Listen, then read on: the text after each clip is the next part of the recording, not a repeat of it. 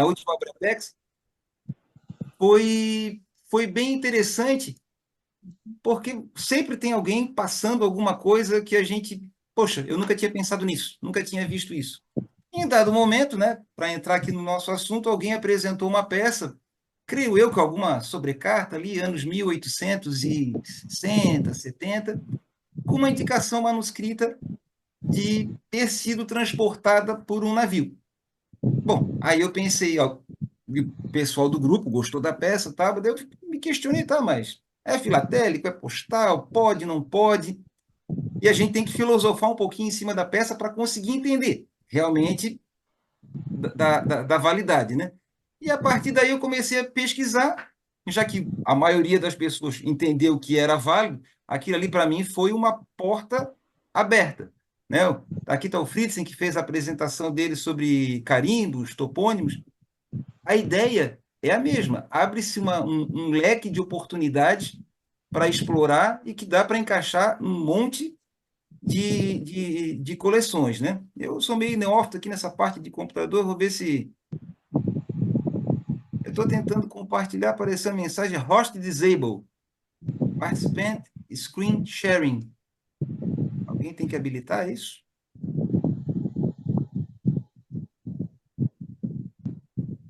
Vamos ver se vai dar certo aqui.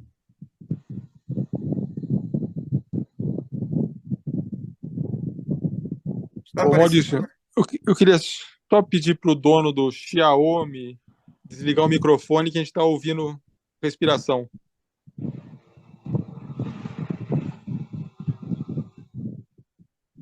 Está aparecendo para vocês a apresentação? Tá sim, perfeito. Beleza. Perfeito. Então, o objetivo, sim, tem pessoas que estudam essa parte de navegação, transporte, né, nesse período ali mais clássico. Clermont, volta e meia, a gente está interagindo e cada um tem o seu foco. Tem gente que gosta da parte de portes, de estudos, destinos, a história postal propriamente dita. E eu, como filatelista temático, eu tentei focar realmente no nome dos navios, porque era o meu, né, a minha parte, assim, que poderia se encaixar com o meu conhecimento. Mas é inevitável que a gente, como filatelista temático, a gente tem que entender um pouquinho dos outros ramos, né, da filatelia para tentar incorporar esses conhecimentos, né? Então, o uso dos nomes dos navios como um elemento postal na filatelia temática. Bom, correio marítimo. Bom, naturalmente, senhores, às vezes eu acho engraçado que eles descrevem, isso aqui é uma carta correio marítimo. Sim, qualquer correspondência Novo Mundo com o Velho Mundo necessariamente seria uma carta marítima. Mas a ideia é que quando ela tem algum detalhe específico, né, que possa trazer isso para a nossa coleção. Né? Então, durante muitos séculos, comunicação intercontinental era a única forma, seria o correio marítimo.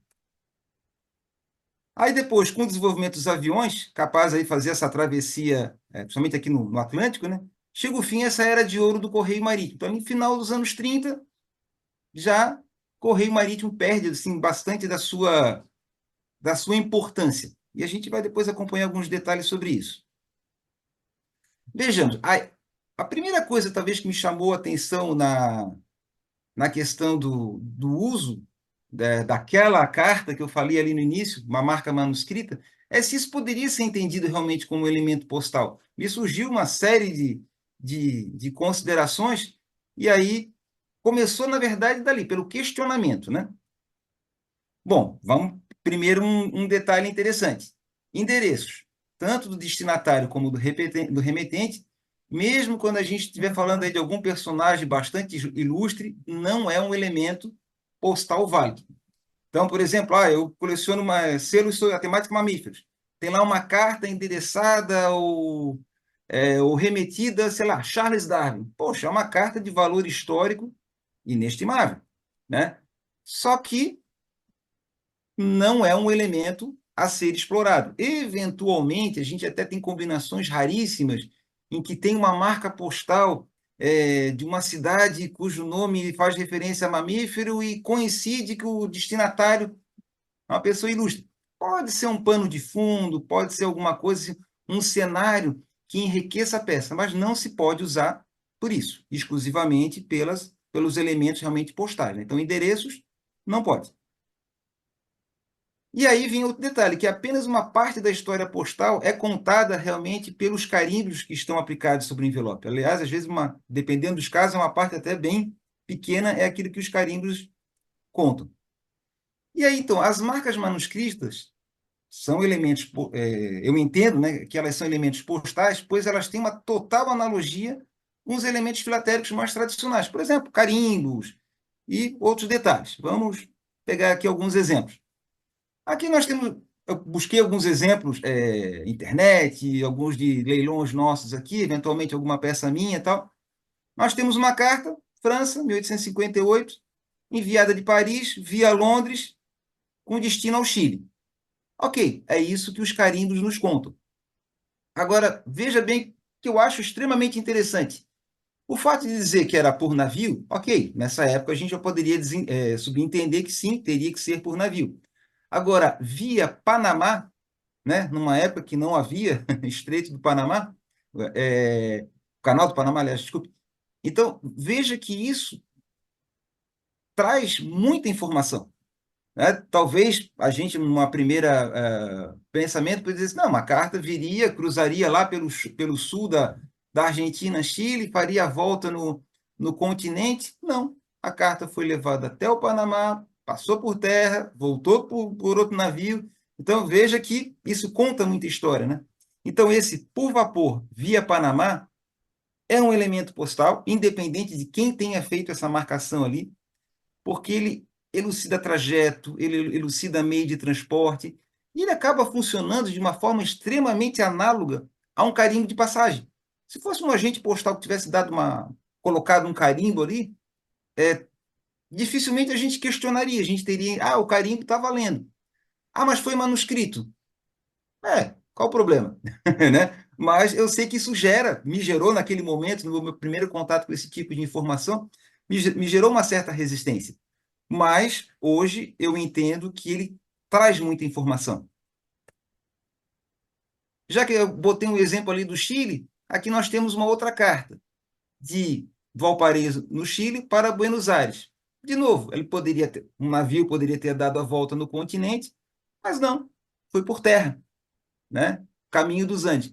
Às vezes vem escrito nessas cartas, vem escrito via Cordilheira, né? E aí esse Cordilheira às vezes dá algum problema, porque existe um navio chamado Cordilheira. Então, mas nesse caso ficou bem caracterizado por terra, via dos Andes. Né? Então, de novo, para mim funciona de forma bastante análoga a um carimbo de passagem. Aqui, um outro exemplo de marca manuscrita. Não é um carimbo, não estamos falando aqui de navios, nada, mas o porte foi definido aqui, 16, né? O número é o porte, é uma marca manuscrita. Então, assim como faria um selo, apesar de 1841 ainda não tínhamos selos na Itália, mas de forma análoga, funciona como um selo. E aqui peguei aqui uns exemplos clássicos aqui do Brasil também de carimbos manuscritos, Brumado, São Mateus, Ubá, Passo Fundo, Oliveira, que também funcionam, cumprem o seu papel de carimbo obliterador, só que ao invés de carimbo é uma obliteração apenas, né? Agradeço a todos os leiloeiros do Brasil hoje em dia nesse canal, essas plataformas de leilão, aparece muito material, acaba sendo uma fonte bem interessante para a gente poder buscar algumas peças para ilustrar. Enfim, nomes de navios, que aí seria talvez o objetivo maior, né? A gente vai encontrar esses nomes de navios, então, como eu falei ali, similar àquilo da apresentação do Fritzen sobre topônimos, a gente vai ter uma variedade de nomes. Já achei mamíferos. Essa semana o Fernando ali postou no grupo pinguim, já achei gaivota, colombo.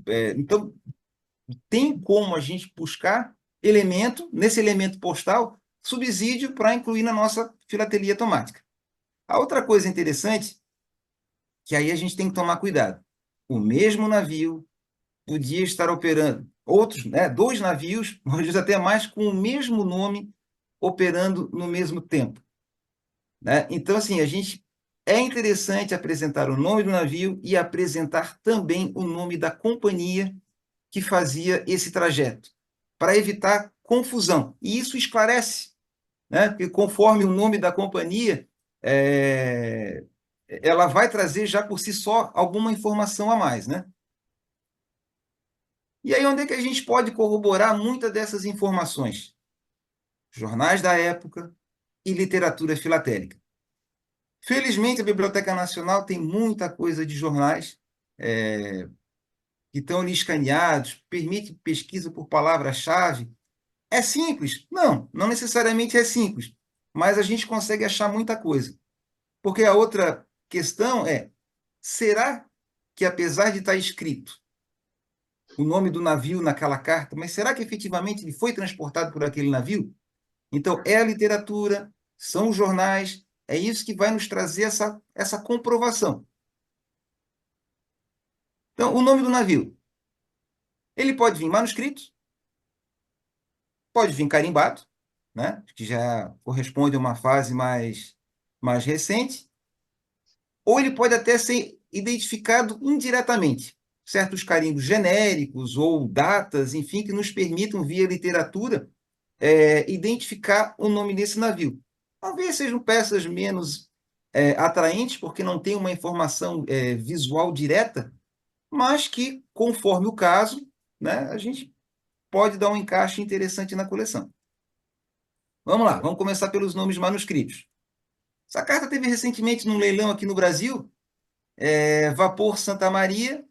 Eu achei interessante, já que temos colecionadores, né, de tema religioso, Maria em especial, nosso amigo Barreto. Então, nós temos aqui uma carta, Santos até o Rio de Janeiro.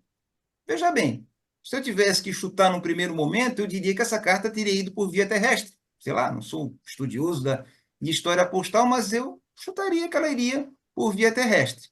Bom, mas nós temos a informação que foi por esse vapor, né? Então, é uma informação interessante. Então, ela influencia no entendimento de história postal, porque tem um trajeto específico.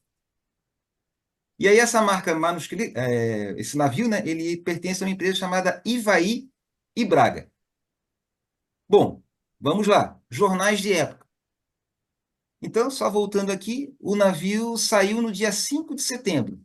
No dia 4 de setembro, no jornal ali Diário de São Paulo, sai a informação que fecha hoje às 6 horas da tarde e uma mala suplementar às 8h30 da manhã, ou seja, às 8h30 da manhã do dia 5, quando a carta foi carimbada. Aqui nesse jornal do lado, o que que a gente tem? Lista de passageiros que vieram, esse navio, então, quando chegou em Santos, né? Então, ó, veja que nós temos vários brasileiros, né? Naturalmente, portugueses, suíços, americanos, italianos e, inclusive, 3 escravos a entregar, né? Aqui nesse postzinho do lado, Santos, Vapor Santa Maria, tem lá a identificação do proprietário do navio, né? Então, esse postzinho aqui é de uma data anterior, mas só para comprovar quem era o proprietário, né? O operador do navio. Então, numa olhada, claro, a gente pode pensar em alguns temas. Nós temos religião propriamente dito, nós temos aqui a questão da imigração, escravidão, né? Como encaixar isso na coleção? Enfim, vai da criatividade, da objetividade e dessa comprovação, porque se um navio em algum momento trouxe escravos para o Brasil, por exemplo, não quer dizer que toda a viagem dele ele trouxe escravos. Então seria muito relevante a gente ter a certeza que naquela viagem especificamente ele fez esse papel, ou se trouxe imigrantes, enfim, né? Vamos lá. Aqui uma outra carta, Brasil, 1894, de Brasil, né, de Pernambuco, para a Alemanha. Bom, se não fosse toda essa informação manuscrita ali, via Gênova, pelo vapor ali, né, o Mateu Bruso, não teríamos como saber o trajeto que efetivamente ela fez. A gente só tem informação de origem, informação de destino, mas trajeto a gente não saberia. E, felizmente, por isso ali, a gente sabe que o navio foi à Itália, a gente sabe o nome do vapor, e aí tem isso aqui uma descrição que dá para fazer um pouquinho mais completa, ali com a identificação, inclusive, da empresa, a La Veloce. E, aí, por curiosidade, eu puxei aqui também algumas questões do histórico desse navio, que é algo a se pesquisar, porque esses navios mudavam de proprietário, mudavam de nome, daqui a pouco eles eram sucateados, entrava um outro navio com o mesmo nome. A gente vai acompanhar alguns exemplos mais à frente, então, o cuidado que a gente precisa ter de saber que realmente estamos falando do navio que a gente está querendo falar, né? Bom, aí aqui sobre o Matteo Bruso. Então, aqui, por exemplo, tem um recortezinho de jornal, esse pequenininho ali. Chegaram a Santos no vapor Matteo Bruso 1.400 imigrantes. Né? É, é uma informação para quem quer estudar, sei lá, a imigração do Brasil. Então, tematicamente, tem, tem relevância, né? Então, eu acho muito interessante a gente conseguir bater o jornal, a literatura, enfim, que em alguns casos a gente tem essa informação também em literatura, bater essa informação com o que está na peça. Eu não digo nem questão de alguém fraudou, alguém foi lá e colocou essa informação a mais, porque a gente não está falando aqui, talvez, de valores. Uma carta, só porque tem um navio identificado, ela não tem um acréscimo significativo de valor. Então, eu acho que fraudar não seria a preocupação. Mas aqui, eventualmente, pode ter acontecido daquele navio não ter chegado a tempo, ter sido despachado por outro. Enfim, então eu acho relevante a gente ter essa comprovação. E eu gosto, sim, até na folha de disposição, eu deixo atrás essas informações colocadas. Se surgir alguma dúvida do juiz, teria como verificar nas informações que a gente deixa no verso da folha, né? Então, essa aqui, ele se destaca, né, esse navio aí, pelo detalhe da imigração. Bom, nomes carimbados. Aqui eu peguei dois exemplos, que é o mesmo navio, o nome dele é Araguaia, da Royal Mail, né? Os carimbos são apenas ali um layoutzinho diferente, no caso aqui, carimbos postados em alto mar, né? Então, sempre colocando o nome do navio, o nome da empresa, para ter para casar essa informação direitinho, né? Aqui, alguns navios, temos aqui o Norddeutsche Lloyder, Europa, o Bremen. Aqui eles conseguiram fazer uma coisa bem bacana, botaram o nome aqui no slogan, ficou muito interessante. Aqui embaixo da Hamburg American Line, também o nome do navio, o Albert Ballin. Temos aqui também os da Hamburg American Line, aí são carimbos também postados em alto mar, do Cobra e do Kaiser.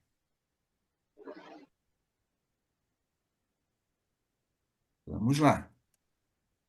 E nomes identificados indiretamente. Vamos acompanhar.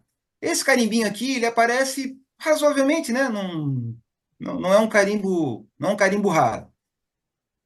Bordeaux a Buenos Aires, eventualmente aparece Buenos Aires a Bordeaux, enfim, né, o oposto. E o que é importante para nós ali analisar, né, a linha J, número 5. Porque com essas informações, nós temos literatura, né, vamos puxar aqui dá para identificar pela literatura que o nome do vapor que conduziu esse navio, esse malote, né, foi o Amazônia, que para quem gosta aí de brasiliana, de coisa e tal, é uma informação interessante. Então, além de eu conseguir casar aqui a informação pelo jornal, aqui, infelizmente, o livro, a marca dourada em cima do verde não ficou muito nítido, mas é, Correio Marítimo francês, né? Ele pega todo um período, então, assim, levando em consideração o linha 5, a gente consegue ter o trajeto desse navio, né?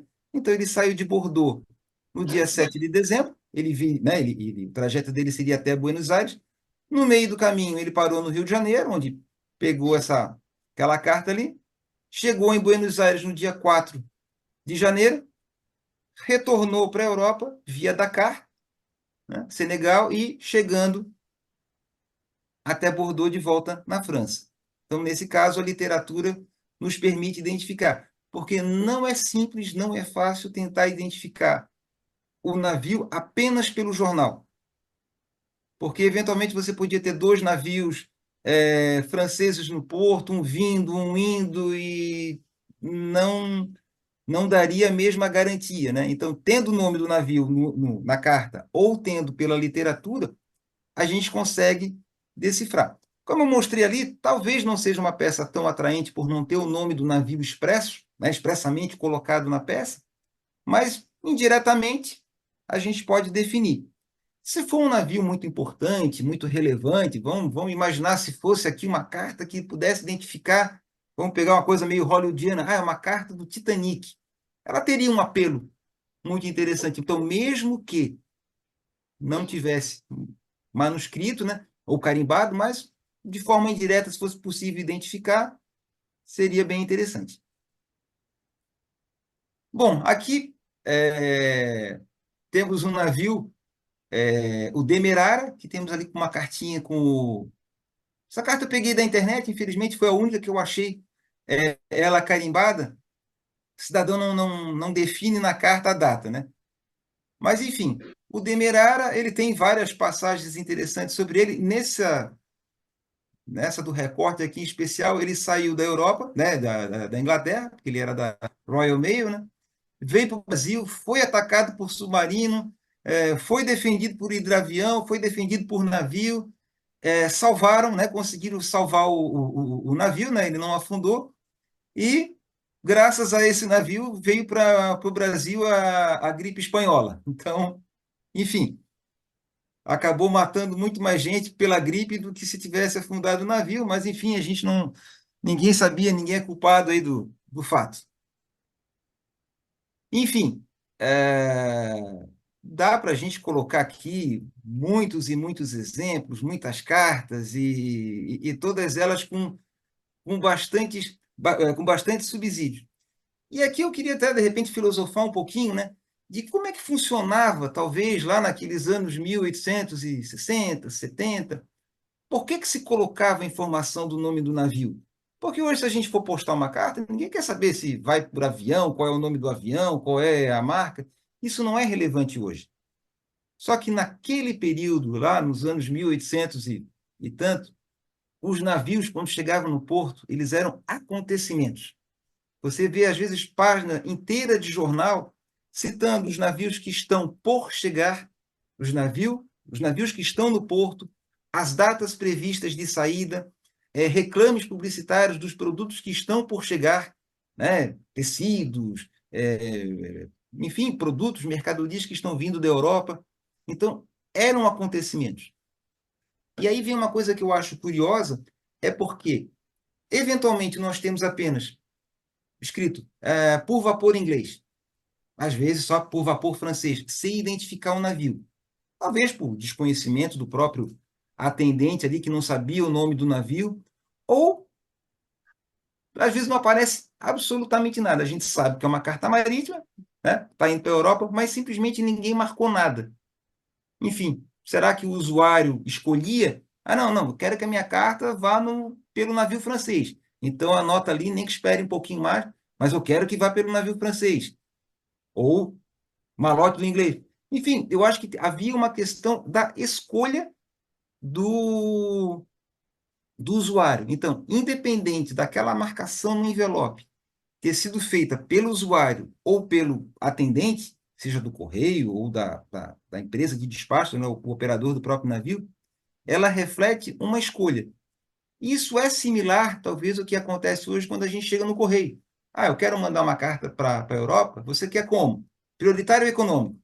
Então a gente faz escolha, né? E essa escolha, ela é um elemento que afeta o transporte dessa carta. Seja hoje pela velocidade, vai de navio, vai de avião, e na época também escolhi esse trajeto. Então, assim, o nome do navio, ele não é só um detalhezinho curioso que apareceu na peça, ele define isso aí, o envio, o trajeto, às vezes o prazo, né?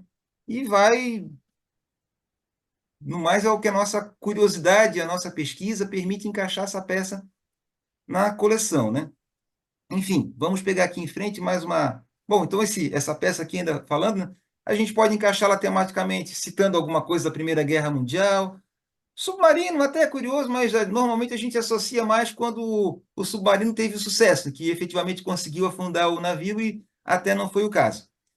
Gripe espanhola, alguma coleção que a gente pudesse fazer hoje em dia, pegando o gancho, infelizmente, da Covid, alguma coisa. Outra epidemia que nós tivemos, esse navio teve uma participação aí curiosa nesse aspecto.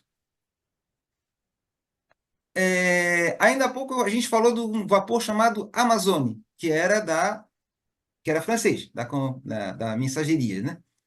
E nós temos também o Amazon, que esse é da Royal Mail. Aí eu peguei aqui uma sequência de navios, e aí é que vem um outro detalhe da pesquisa. Às vezes, quando a gente vê o nome do navio, a gente pode imaginar, é uma tendência nossa, querer associar aquilo com o tema que a gente está procurando. Só que a gente tem que correr atrás, assim como é no caso do topônimo, a gente tem que ter a certeza de que que aquela palavra está ali realmente por aquele motivo que a gente está pensando. Então, aqui, ó, o Amazon, Orinoco, Paraná, Madalena, Demerara, La Plata e o Atrato, todos são nomes de rios, né? Então, aqui, dá para fazer, por exemplo, aqui o Madalena, uma associação direta com a Santa? Não, uma associação direta não, mas teria que estar muito bem descrito que normalmente esses rios, quando recebiam nomes de santos, é porque eles foram descobertos no dia daquele santo, né? Então, provavelmente, né, é o que conta ali a literatura, foi nomeado por conta da santa. Então, a referência do navio é ao rio. E o rio, indiretamente, então, seria a questão da santa, né? E aí vem um detalhe bem curioso. Todos esses navios citados aqui nessa tabelinha, todos eles foram outros navios, todos eles foram renomeados com esses mesmos nomes. Então, por exemplo, ali o Amazon, que foi lançado o primeiro em 1851, tivemos um outro em 1906. O Orinoco, tivemos um outro em 1886. Então, daí o cuidado que a gente tem que ter na pesquisa de normalmente olhar assim, ó, tem que olhar a data em que ele foi lançado ao mar, né, o comissionamento, e também olhar a data em que ele foi recolhido. Porque, eventualmente, a gente já pode estar falando de um segundo navio, né? E não aquele mesmo que a gente está imaginando. Então, a carta que a gente tem na mão pode não ser daquele navio em específico que a gente está imaginando, né? Bom, senhores, como eu disse, eu poderia colocar aqui 500 peças, a gente tem muitas delas aí na internet para pesquisar. Infelizmente, muitos vendedores não marcam o nome do navio e a gente muitas vezes consegue chegar numa interessante, mas ao acaso, pela persistência de ir abrindo foto por foto daquelas que a gente acha que, olha, pelo período talvez, né? Então já fica a dica, quem anuncia, quem faz alguma venda, que é um detalhe interessante, pertinente, de colocar o nome do navio. Bom, senhores, a apresentação propriamente era isso. O objetivo maior aqui, então, o que que é? É a gente debater, conversar, ver quais são as dúvidas, o que que a gente pode, questionamentos, o que que os senhores imaginam. Deixar aberto aí para considerações.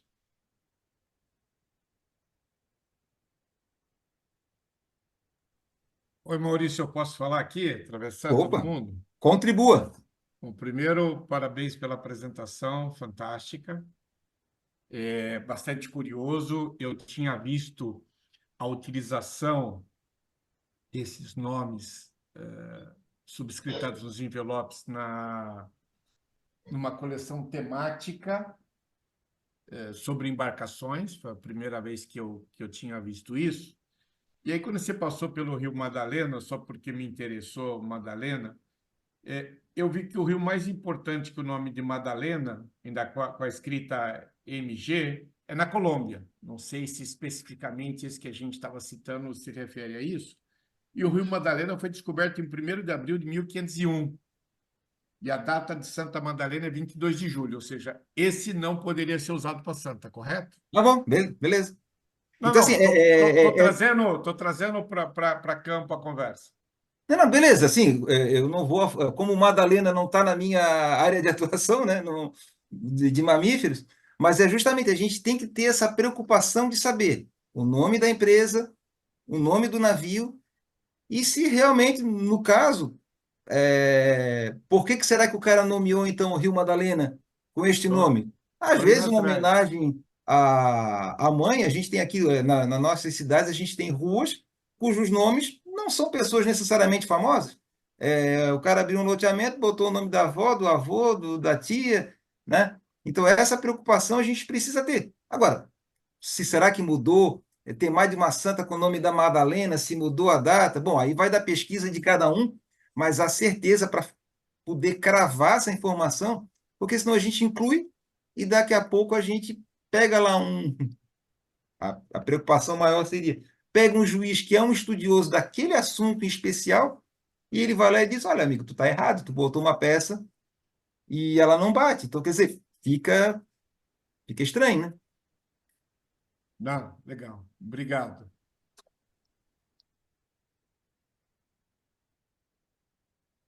Pessoal, se Acho que tiver está o aberto, Fritzen aí, Henrique. Tá? Eu vou então tomar liberdade aqui, não sei se o James está aí. O Fritzen é o primeiro aqui na minha sequência de mão não, é levantada. excelente. É melhor os mestres falarem para depois o pupilo dar uma opiniãozinha Não, modesta. então, Os mestres falam primeiro. Tudo tranquilo, Reinaldo? em ordem. Bom, isso. Bom, primeiro, parabéns, Maurício. É um tema bastante interessante, gostei bastante da apresentação. As suas pesquisas sobre os jornais de época efetivamente são interessantes. Só para salientar, eu uso bastante nomes de navios na minha coleção de submarino e na coleção de mergulho. Obviamente, pelo fato, aí pelo navio em si, que o navio ou por ter sido afundado, por ter tido algum incidente, não pelo uso do toponímio propriamente dito. Certo. Então, por exemplo, eu uso lá, eu tenho uma carta com o Housatonic, que foi o primeiro navio afundado por um submarino no mundo. Então, eu tenho o carimbo de bordo, tudo bem interessante. Foi na Guerra Civil Norte-Americana, 1863. Então, o uso que eu faço não é pelo seu topônimo. Mas eu entendo que perfeitamente pode ser utilizado o topônimo dentro do nome do navio. Só uma curiosidade. Não sei se observou, mas eu vejo muitas cartas de correio marítimo e a indicação do nome do navio normalmente é da mesma letra da pessoa que coloca o destino da correspondência, ou o remetente. Ou seja, o remetente já sabe qual é o navio que vai partir do porto e já indica que a sua carta deve seguir por aquele navio específico. Isso é uma curiosidade, isso eu tenho observado, isso é uma observação empírica. Não há na literatura nada sobre isso, mas eu acho que é uma curiosidade, um fato que a gente deve observar. Por exemplo, nas cartas que você apresentou, quase em todas elas, a letra do É nome do mesmo. navio é a mesma letra do que coloca o destinatário. E só fazendo também um parênteses sobre a questão do Chile. O Chile é muito tradicional e que dá indicação ou via Panamá, que aí a correspondência ia para o norte, ou via Cordilheira, que ela ia por terra, ou então via Magalhães, que ia pelo sul.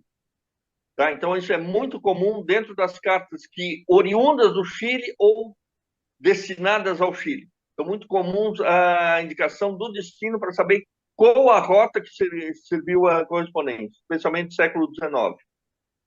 Tá? Mas, de qualquer modo, parabéns pela palestra. E só uma última observaçãozinha, Santa Catarina, aqui, apesar do nome Santa, a ilha de Santa Catarina, quando ela foi descoberta, ela recebeu o nome de Catarina, não foi em homenagem à santa, e sim à esposa do descobridor.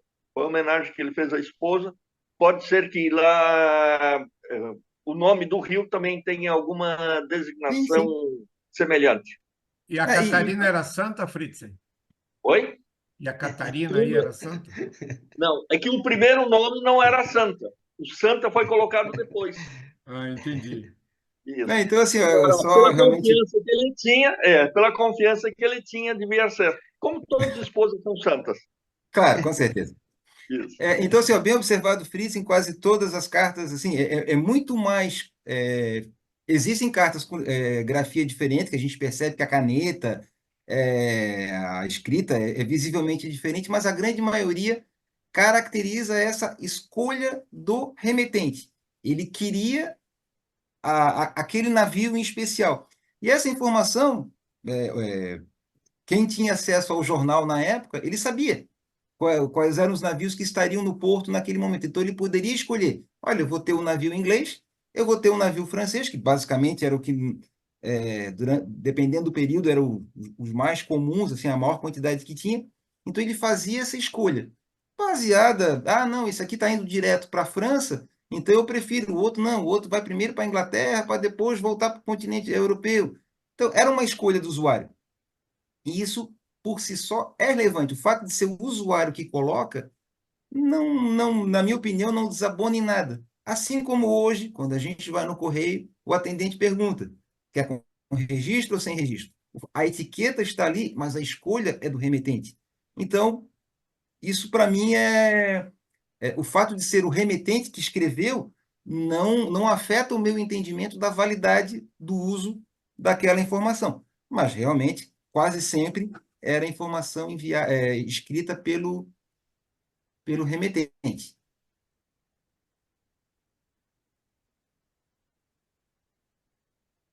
Quem é o nosso próximo colega ali aqui para Henrique Braga. para mim é o Henrique Braga.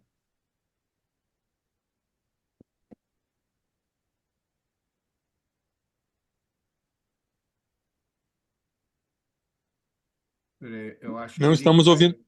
Está desligado o microfone, Henrique. Opa, agora sim, agora está ouvindo, né? Obrigado, Agora gente. está ok.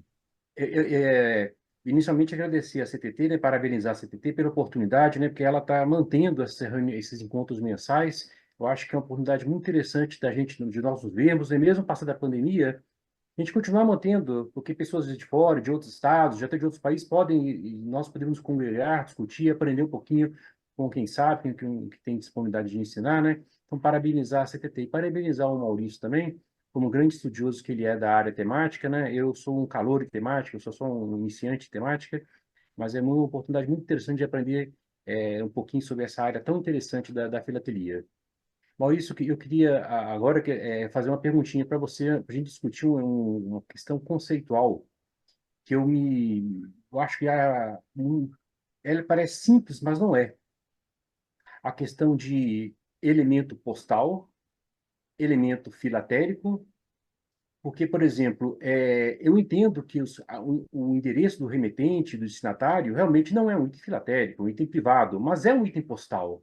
Se não tiver esse escrito lá, a correspondência não vai chegar. Tá certo? Então, para mim, ele não é um item filatérico, mas postal é. Então, e essa questão de definição, acho que eu vejo muito usando o termo filatérico e postal, às vezes com o mesmo sentido, e não são sentidos diferentes. Eu não sei se a minha imagem está aparecendo, se eu estou mostrando um livro aqui, estão vendo esse livro? É, Sim. na verdade, ele foi na Brasiliana 2013, eu refletindo sobre esse assunto, diferença de postal e filatérico, encontrei esse material e li um texto aqui de um autor que é muito interessante. Eu não vou falar o nome dele corretamente, é Lars Engelbrecht e Brian Trotter, que ele traz o O termo. Brian Trotter é inglês e o Lars Engelbreg é dinamarquês. Bem, pelo menos eu posso ter pronunciado errado, pelo menos entender o que as pessoas são. E ele traz o termo aqui que eu acho interessante, item adequado à filatelia temática, item filatérico traço postal. Ou seja, é como se ele quisesse dizer que os itens apropriados seriam itens que têm que estar nas duas caixas. Ele tem que estar também na filatelia, filatérico, e também ser postal. Então, acho que é uma discussão, apesar de não alterar em nada do seu trabalho, que está tudo, acho que está perfeito, tudo correto, eu acho que é interessante discutir isso em termos conceitual, para a gente ficar com os conceitos certos. Então, o nome do navio é um item, ao mesmo tempo, postal e também é filatérico.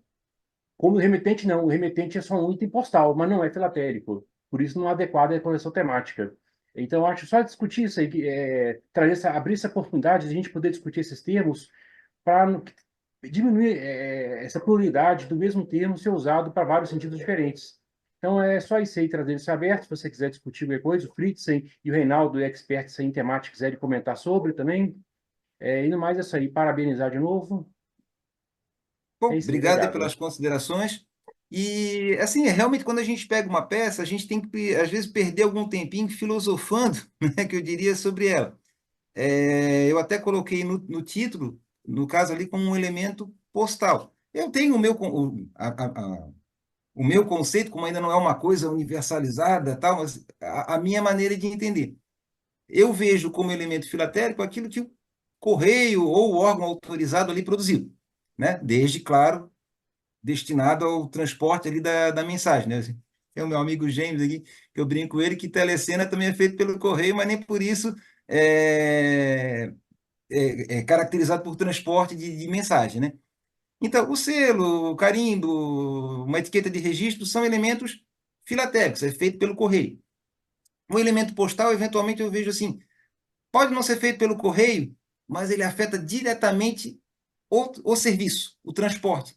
Talvez um exemplo aqui que a gente possa colocar uma etiqueta de censura. Ela não foi feita pelo correio, mas ela necessariamente ela afetou o fluxo da mensagem, porque ela teve que sair do fluxo normal, né, que seria da agência, para triagem. Não, ela teve que sair, foi para uma unidade para fazer a censura, eventualmente uma unidade policial, uma unidade militar, enfim, para depois voltar ao fluxo normal. Então, não é um serviço do correio, mas que afetou diretamente o transporte do correio. Talvez os carimbos, eu vejo os carimbos marítimos, eles encaixam, né, nessa questão. Apesar da informação do navio não ser necessariamente prestada pelo correio, mas ela afetou o transporte, o trajeto que aquela carta seguiu, ela é um elemento que eu vejo como postal. Mas isso aí eu entendo o quanto que é complicado. Tem alguns casos que a gente consegue cravar bem. Ah, isso aqui é 100% filatérico. Não, não, isso aqui é postal. Tem casos que junta um pouco, aí junta também talvez algum preconceito que a gente tem com alguma peça.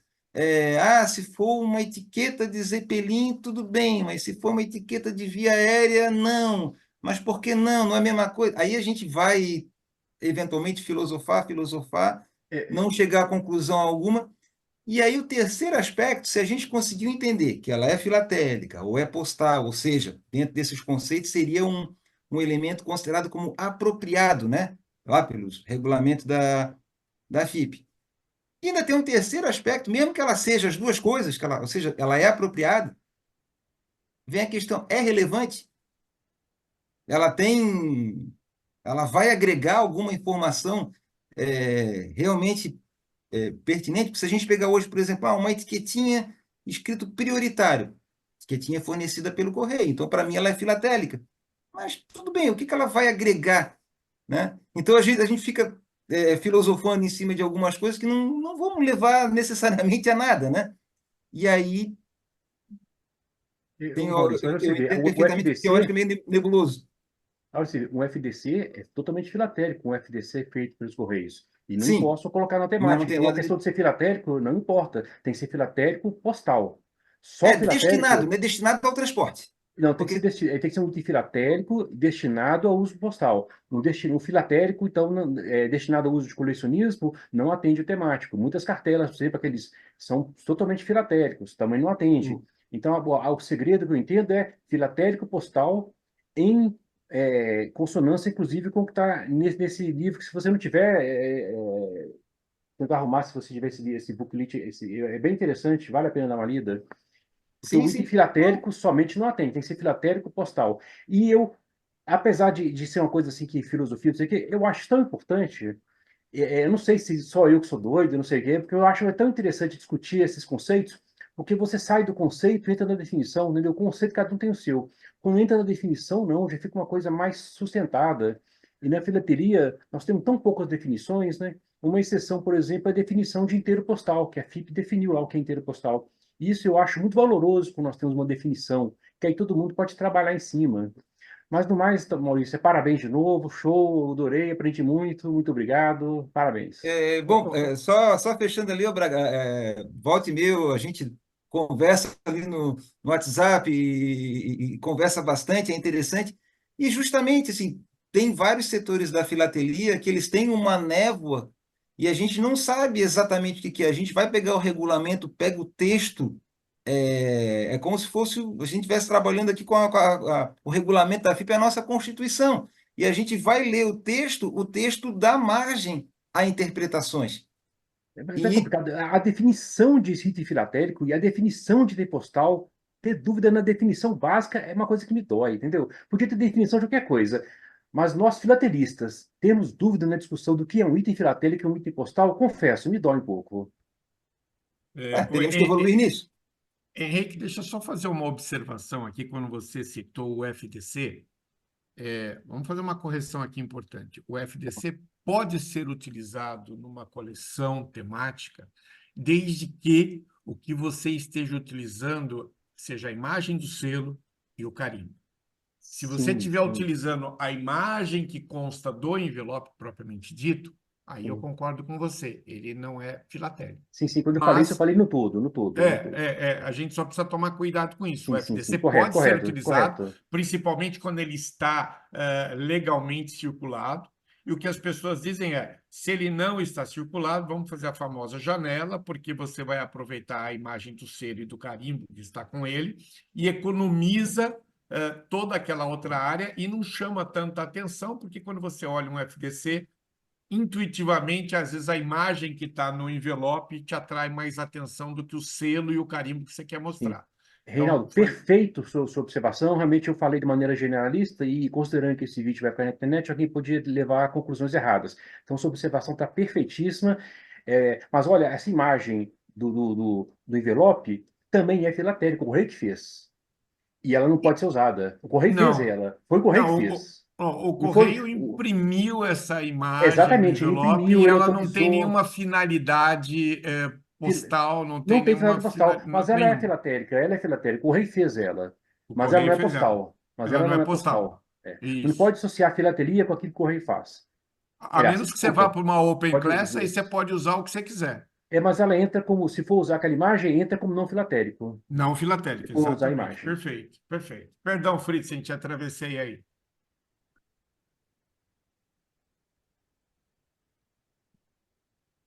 Fritzen? Você está com a mão levantada, Fritzen. E deve ter não abaixado até agora, ele levantou a mão e não abaixou ainda. Vai dar cãibra no braço. E o Fritzen é interessante, que ele tem grande propriedade para comentar sobre isso, né? O Fritzen pode contribuir muito sobre esse assunto. Enquanto ele está. Desculpa, estou tentando aqui ligar o microfone e não estava conseguindo. É um problema de operador. Isso, o problema de operador. O problema de dedo aqui que não funciona o teclado, o frio que está aqui. Eu concordo com o Henrique, que eu acho que a gente tem que ter sempre os conceitos muito claros. Tá? E essa discussão sobre o FDC, eu queria ajudar a esclarecer exatamente, mas o Reinaldo já colocou muito apropriadamente. Nós podemos utilizar o FDC, só não pela imagem impressa, mesmo sendo pelo correio. Perfeito. Deixa eu abaixar a mão aqui.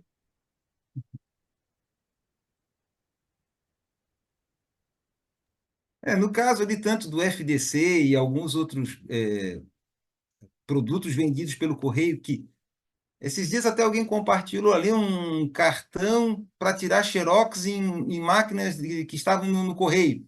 Então, quer dizer, é um produto vendido pelo correio, mas não tem nada a ver com o transporte de mensagem. Então, quer dizer, esquece, né?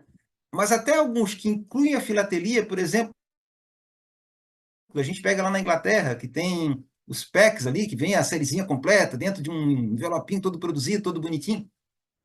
O objetivo, apesar de você ter selos ali dentro, ou seja, os selos são, obviamente, filatélicos, mas o objetivo da peça, do conjunto, porque se você vai apresentar o pack, você está apresentando o conjunto. O conjunto ele não tem finalidade direta de uso. Ele tem o objetivo dele, o que que é? É colecionar. Ah, mas o cara pode tirar o selo dali e usar, tipo, similar a uma caderneta? Claro que pode. Mas assim como o cara pode comprar a caderneta, não usar e guardar, né? Mas o objetivo, digamos assim, histórico, né, é esse aí. Eu vejo o FDC da mesma maneira. O objetivo do FDC, ele pode vir a ser circulado? Sim, pode. Mas ele não foi feito com este objetivo. O objetivo dele sempre foi atender o colecionador. Então, a cartela de ano completo, um pack desses similares aí, da Inglaterra, o objetivo dele não era o uso, era a coleção. Então, é destinado ao colecionador. Então, a pessoa pode, eu digo assim, que a pessoa pode guardar, pode colecioná-la, pode fazer o que ela quiser. Eu tenho ali, eu guardo, por exemplo, para minha esposa, eu guardo algumas coisas referentes a gatos. Então, eu tenho literalmente nota fiscal, cartão telefônico, rótulo de goiabada, rótulo de bebida. Beleza, a coleção é nossa aqui, a gente faz do jeito que a gente entende apropriado. Quando vai expor, é que, opa, peraí, a gente tem que estabelecer regras. Talvez, como o Reinaldo até citou, posso incluir alguma peça dessa? Posso, mas vai ter que ser considerado como classe aberta, né? Não dá para incluir numa categoria temática que vai ter as suas regras específicas, né? Acho que o Henrique está ali já com cãibra na mão, coitado. Não, eu levantei de novo. Se me permite, a liberdade, eu vou fazer aqui um convite, uma proposta aí ao Reinaldo, ao Fritzen, ao Maurício, a todos os demais, um- escrever em papel, digamos, em preto e branco, o que é um item filatélico, o que é um item postal, o que é um item filatélico postal. Coisa simples e, ao mesmo tempo, tão difícil. Então, é uma proposta, uma brincadeira que eu estou falando aqui alto, e convido todos aí que quiserem, se achar que vale a pena, né? Colocar isso no papel, a gente escrever o que são essas definições. E não é coisa simples, pode demorar muito tempo, mas vai ter muita discussão, vai ter muito papo interessante, muito aprendizado. É Como só se diz, esse vai meu dar pano para comentário. manga.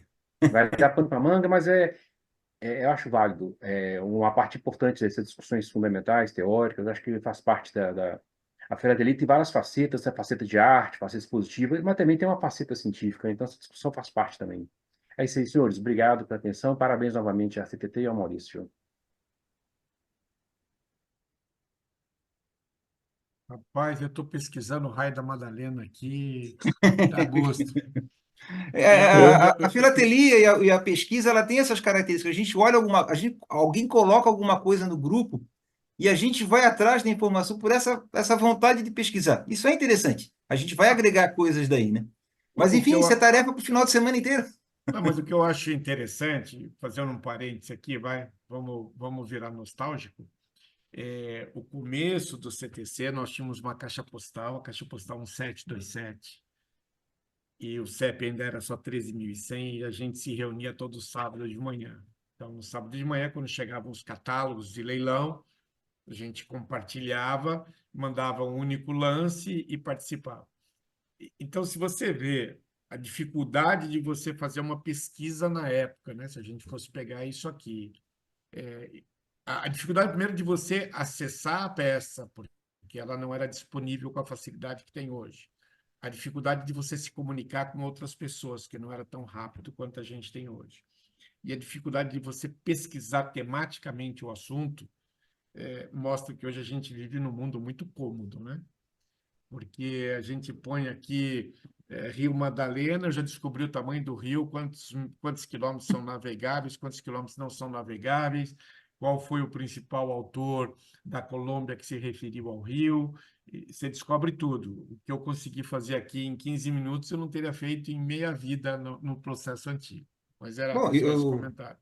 os arquivos digitalizados da Biblioteca Nacional, por mais que eles tenham pedaços faltando, ou que a digitalização não tenha sido muito bem feita, o que a gente consegue pesquisar ali é, uma grandeza. E agora, uma outra coisa que eu tenho também feito alguma pesquisa é sobre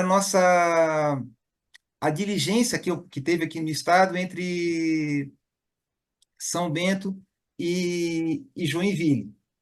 E é engraçado que, das peças que eu já vi, enfim, nada vem escrito por diligência. Não vem Sim. escrito.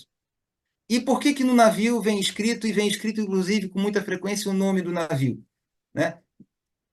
Aí, apesar dos assuntos serem bastante diferentes, mas vem uma questão interessante.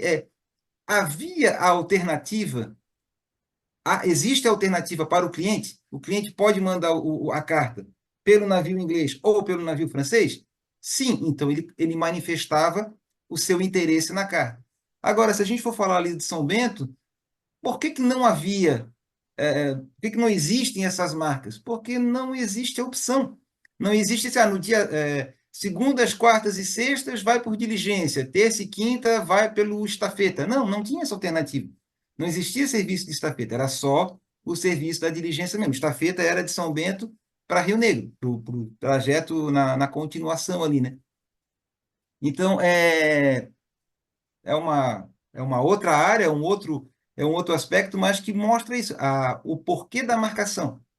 Para manifestar a vontade, né, o desejo do trajeto, do serviço que fosse prestado pelo correio através dessa forma.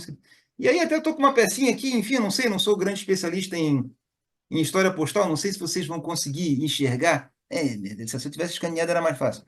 Aí é uma cartinha aérea, ela tem um timbrado Condor, aí o cara passou um carimbo por cima, depois tem mais um carimbo aeropostale.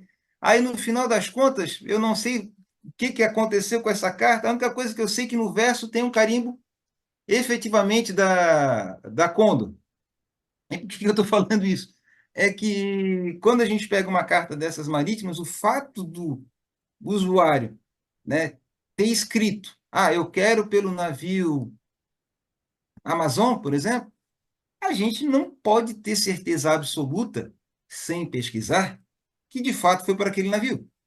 Vai que ele marcou que era e o navio, por exemplo, que estava vindo de Santos para o Rio de Janeiro, no meio do caminho, acontecia, quebrava uma peça, o navio ficava lá um mês, no meio do caminho vem um outro navio e leva a carta dele.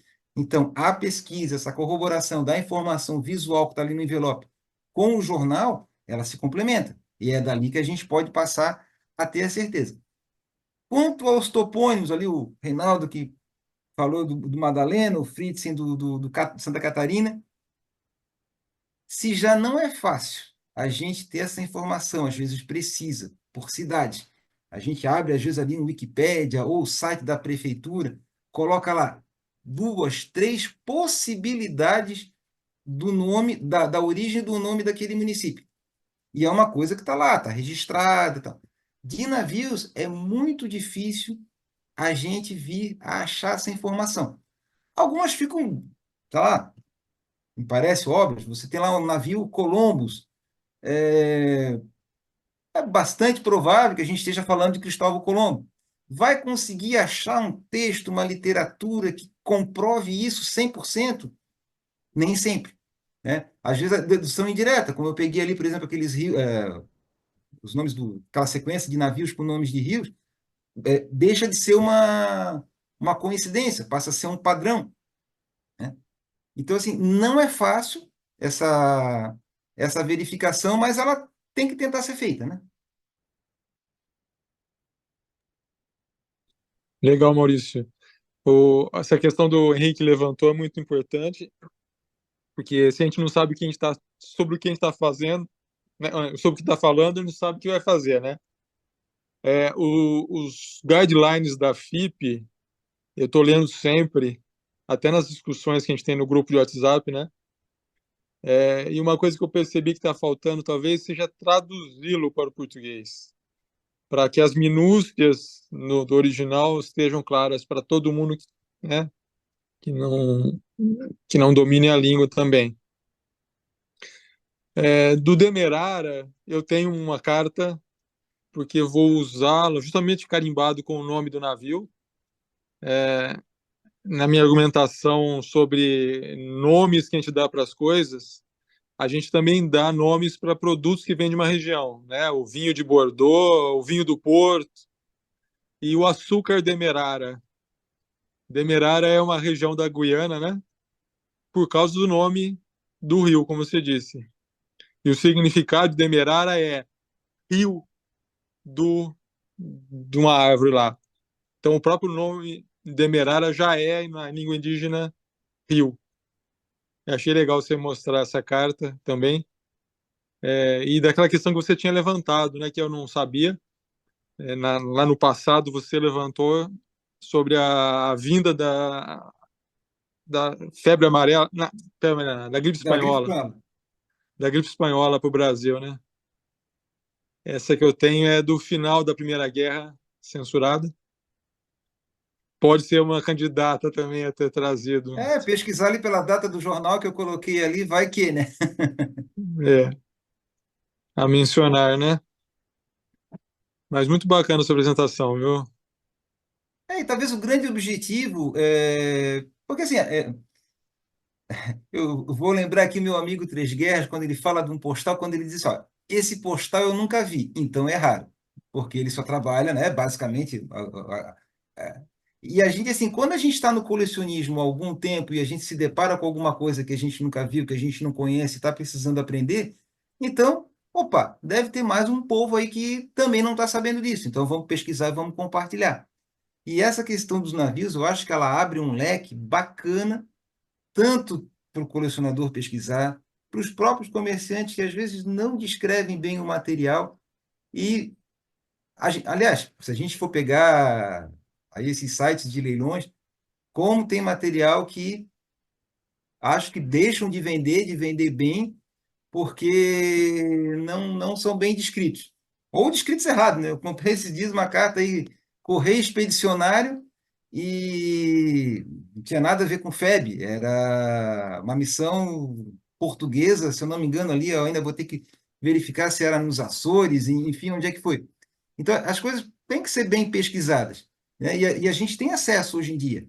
Não a tudo, claro, porque tem muita informação que se perdeu ao longo do tempo, mas se a gente for nesses enciclopédias, tem sites de construtores de navios. Às vezes a caligrafia da época não facilita a identificação do nome do navio, então a gente tenta, né? Não, vamos tentar, se esse navio é inglês, vamos lá nos sites de fabricantes lá da época, né? Que tem esses históricos, vamos tentar descobrir quais são os navios que foram produzidos naquele período. Vamos tentar pegar pelo jornal. E já teve casos de olhar o nome, eu achei que tinha a ver com um tipo de baleia, a grafia me levava a crer que era aquilo, e a vontade também de que fosse aquilo, mas aí, devidamente pesquisado, o nome era muito parecido, mas não era o que eu queria, né? Então, assim, a pesquisa nunca pode parar. Temos o doutor Rogério Dedivitz aqui junto conosco. Não sei se ele quer fazer algum anúncio, alguma coisa importante. Bom dia a todos. Não, primeiro eu queria parabenizar o CTC pela iniciativa e ao Maurício pela brilhante apresentação. Só um comentário que o Henrique falou, a questão do remetente como elemento postal. Terá relevância postal se o remetente implicar algum benefício ou isenção de porte, por exemplo. Então, de repente, um chefe de Estado que ou alguma entidade aí governamental que, pelo fato de a correspondência sair daquele lugar, tem uma isenção de porte, aí passa a ter uma importância e terá interesse para nós aí do ponto de vista de inclusão nas coleções. E uma belíssima apresentação do Maurício, de um tópico que implica tanto pesquisa temática como grandes opções filatélicas. Eu estava até fazendo uma analogia.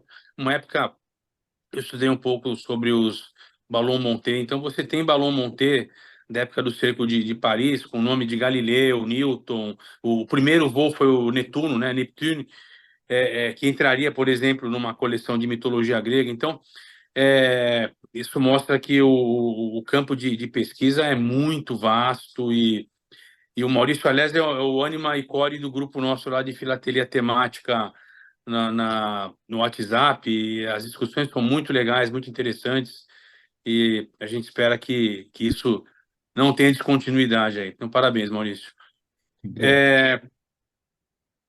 Bom, nós estamos com algumas tratativas de eventos, que a gente, eu acho que não deve falar antes que a galinha bote o ovo, mas nós estamos com as tratativas para a realização de uma Abrapex, eu diria, bastante adiantadas.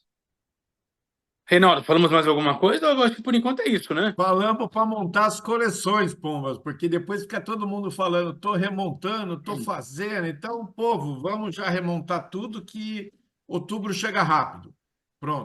Que seja para a Abrapex 2024, não é para, estou remontando para a Abrapex 2037, aí não vira, né?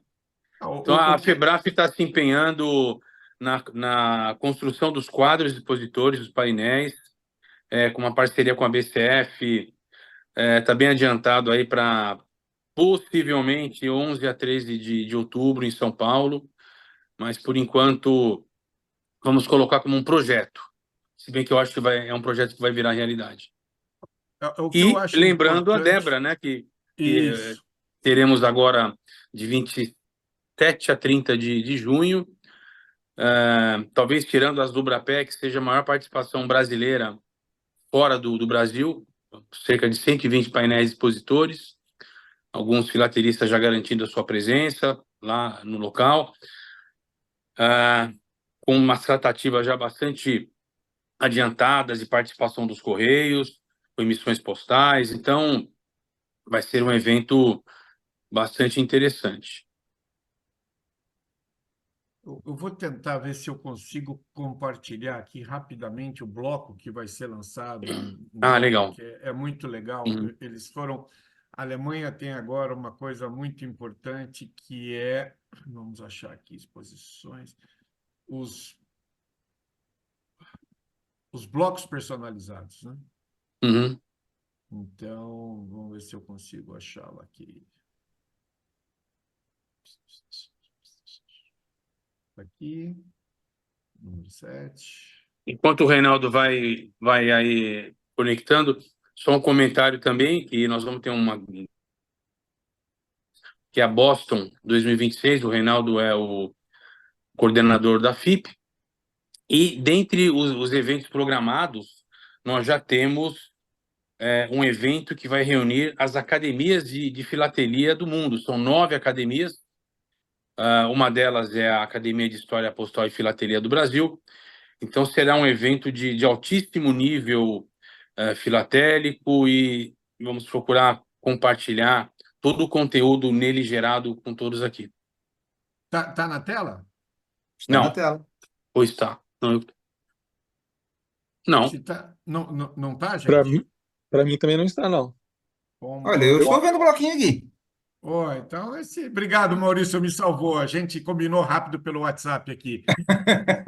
Mas eu acho que o Maurício tem que parar de compartilhar a tela dele. Só estou vendo um carro. Porque o táxi é dele, né?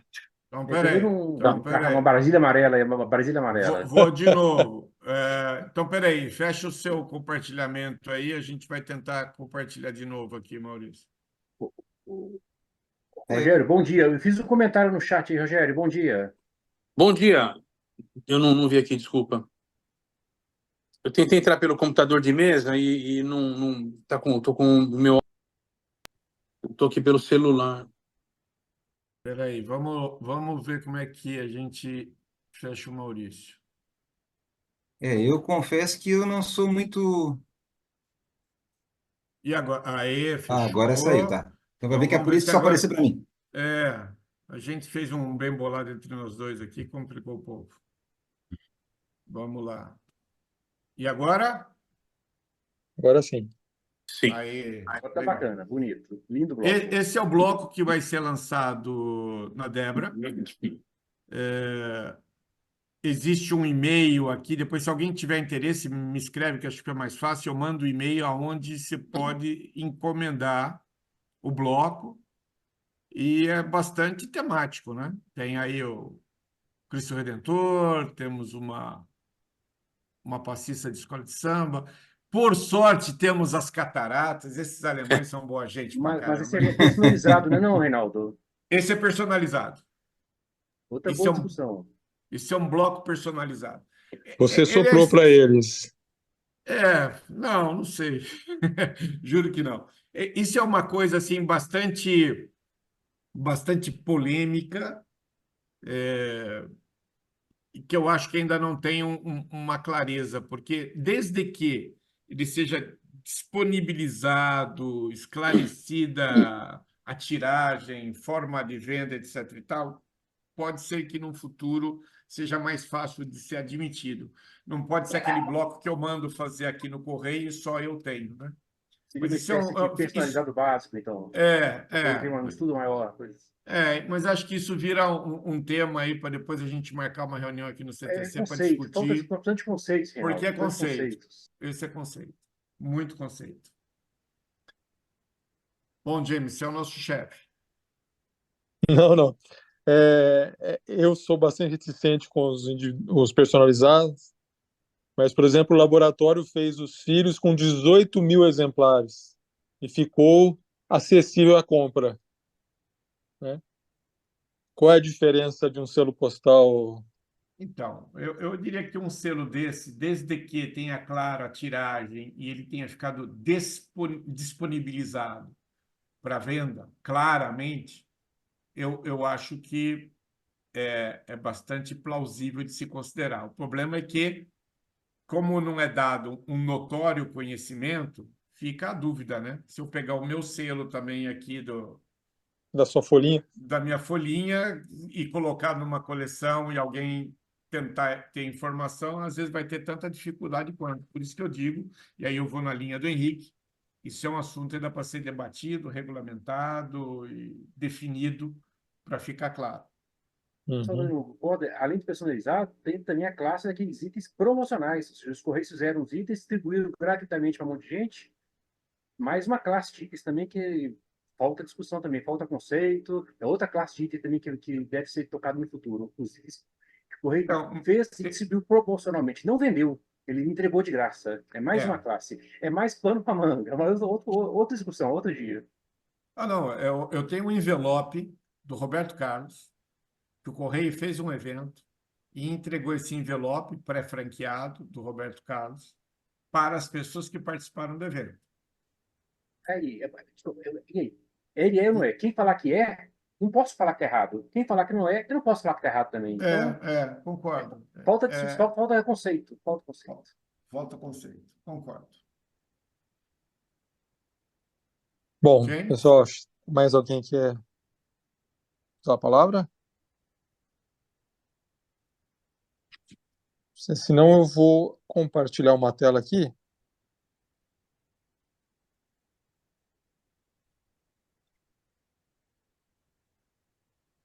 E agradecer o Maurício por essa belíssima conversa que ele nos proporcionou hoje. E você vai receber o certificado do CTC e reforço o convite para que em outro sábado você venha nos mostrar também suas pesquisas em outros assuntos.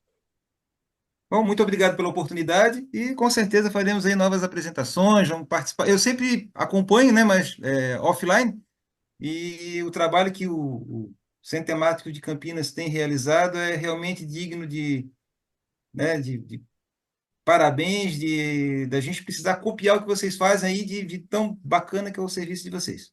Parabéns. Obrigado pelas palavras. Bom, Reinaldo, está pegando alguma coisa para mostrar?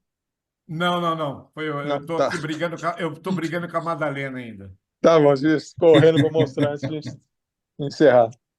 Pessoal, então, Legal. muito obrigado pela presença. A gente está sempre na ponta da linha aí para essas conversas que são enriquecedoras. E convido, para quem não conhece, a participar do grupo de WhatsApp lá, Filateria Temática, que é muito, muito proveitoso. Diariamente é a nossa cachaça. Aprender uma coisa nova todo dia. Foi. Então, Legal, boa semana pessoal. para todo mundo. Boa semana para todo mundo. Quem é o mês que vem, James? Tá ainda em negociação. Tá bom. Então, a hora que a gente souber a negociação, a gente divulga. Isso. Obrigado, Falou pessoal. então, Bom final gente. de Boa semana para todo semana, viu? Valeu, mundo. pessoal. Bom final de semana. Bom fim de semana. Um abraço. Falou, Um forte Fernando. abraço. Parabéns.